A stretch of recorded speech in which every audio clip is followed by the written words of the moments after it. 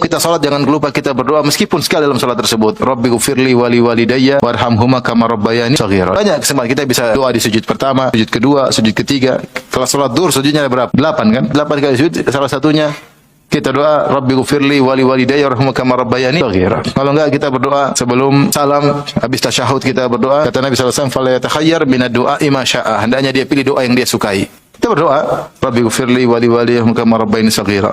Baru kita assalamualaikum warahmatullahi. Lagi jalan di mana ingat orang tua, Rabbighfirli wa li walidayya warhamhuma kama rabbayani shaghira. Orang tuanya dinaikkan derajatnya, kualitas nikmatnya bertambah karena anaknya sering mohon ampun buat dia. Enggak tahu dia sudah meninggal.